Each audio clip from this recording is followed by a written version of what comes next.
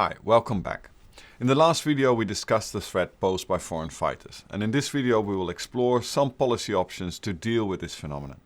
What can the world do about the threat posed by foreign fighters? In week 4 of this course we discussed the need and opportunities, but also the obstacles of a holistic or comprehensive approach. And we came to the conclusion that it's easier said than done. Well, while that might be true, looking at the situation in Syria, Iraq and elsewhere, doing nothing is not an option. So we have to do something. We have to learn actually very quickly to deal with the threat posed by foreign fighters and other groups in these areas. We need an answer. Doing nothing is not an option. And in this video we would like to see if the UN strategy could serve as a guideline. Well, what does this UN strategy look like? What measures does it consist of? The first category. Measures to deal with the conditions conducive to the spread of terrorism. What does the UN strategy say about this? Well, they have a long list of individual measures, and I think the following 3 are among the most important ones.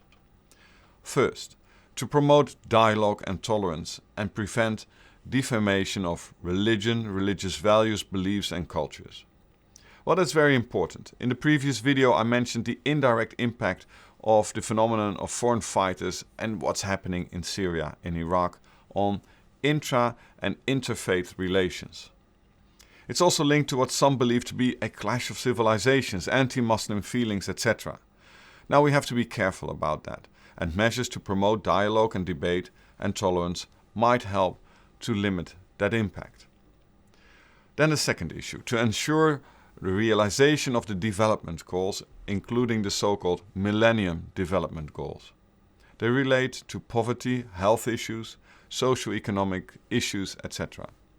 Well, in week 3 we discussed the link between poverty and terrorism, and I believe there is no direct link.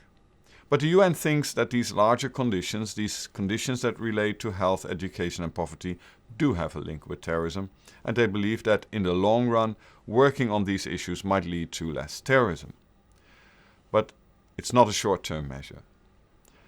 Then, to scale up cooperation and assistance in the field of the rule of law, human rights and good governance. Well, I think the latter is very important, the good governance element. We should do more about that. If you look at the Arab Spring, the Arab uprising or the Arab awakening, many words for this phenomenon, well, we see that they were related to a lack of good governance. And also the Syrian uprising is linked to that. If we could do more about good governance in many of these countries, for instance to deal with corruption, that might in the long run have an impact and maybe even lead to less terrorism. Then measures to prevent and combat terrorism. 4 issues stand out. First, to refrain from facilitating and financing or tolerating terrorist activities. Well, especially the financial part is important. Many believe that the so-called Islamic State got a lot of support from a number of countries and a number of individuals in the past. And that has made it possible for this organization to grow and become very strong. Then, second, to ensure that territories are not used for terrorism training camps or the preparation of terrorist acts. Well, of course, that makes a lot of sense. And if you could do more about that, it could even have a short-term impact. Well, the next goal is to ensure the apprehension and prosecution or extradition of perpetrators of terrorist acts. I believe that is very relevant in the case of foreign fighters. Many of them, of course, don't fly directly into Syria or Iraq, but cross many different borders. Also those, of course, of neighboring countries. Well, again, it's also easier said than done, but more is needed in this field. And a final aspect of this type of measures relates to combating illicit arms trades. That makes also a lot of sense. Of course, we have to do more about that. Again, that could even have a short-term or medium-term impact. Then measures to build state capacity and measures that relate to the role of the United Nations. To contribute to the capacity building programs in the areas of port and civil aviation security is an interesting measure. In the last years, groups like Islamic State and other groups have again threatened the airline industry. So we could think about ways to make flying or being at airports even safer. Another aspect is to encourage frequent exchanges of information and technical assistance among bodies dealing with counterterrorism. A lot can be learned from different countries, who can learn a lot from each other. Best practices, but also worst practices. And the best way to learn is not to find out yourself what you do wrong or what is successful, but to sit around the table and to share ideas, experience, etc. That could have even some impact on the medium term. Another one is to cooperate with other organizations, such as the World Bank, the UN Office on Drugs and Crime.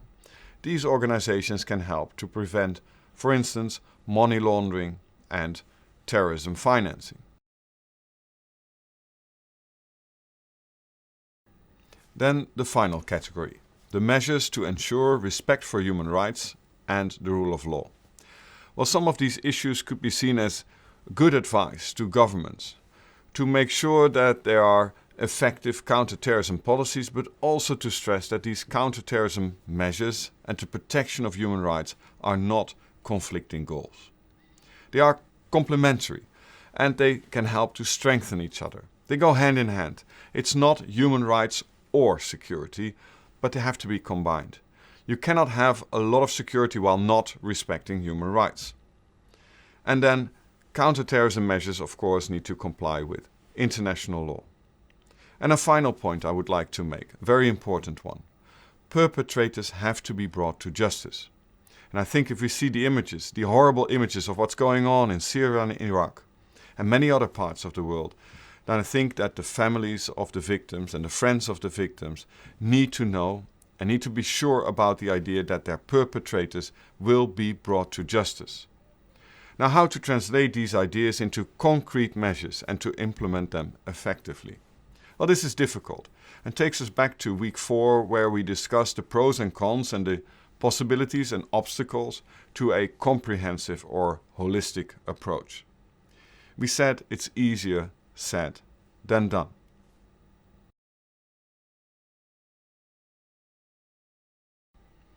So what have countries done so far to address the foreign fighter phenomenon?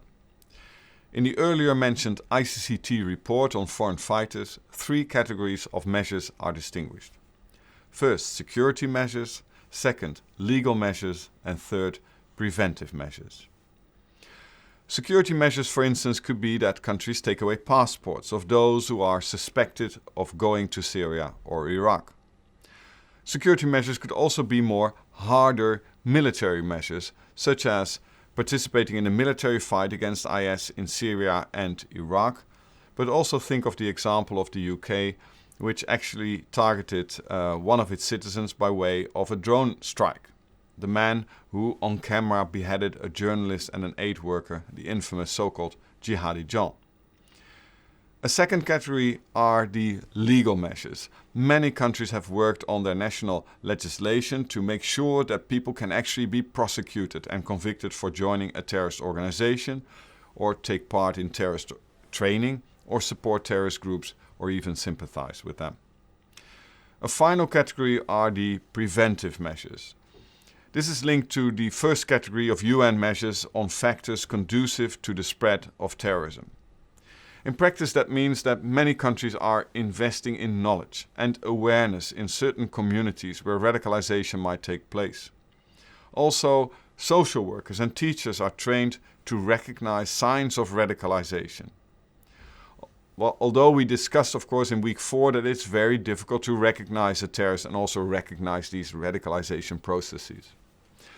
Well, most countries combine these 3 types of measures, but the focus might differ. While these efforts and the UN strategy might be valuable as a long-term approach, it's perhaps less effective in stopping the fighting today or even the flow to Syria and Iraq. We see that the military option today is a very prominent one. And this will not bring a solution. It might have an impact on the short term, but it will not bring the solution.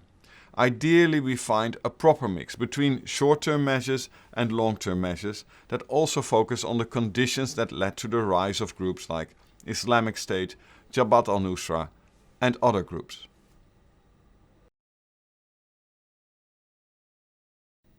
To sum up, there are several theoretical options to deal with foreign fighters, and the UN Global Counterterrorism Strategy lists a number of these measures in 4 different categories. But the problem of these measures is that they mainly relate to the medium and long run, and in the short run there are fewer options. And this means we should not expect any solutions soon. And as many have already indicated, the situation in Syria and Iraq will not be solved in a few months' time. Unfortunately, it will take years. And that's why it's so important to continue studying these phenomena and to share ideas and experiences in order to improve our ways in dealing with terrorism in general and the foreign fighter phenomenon in particular.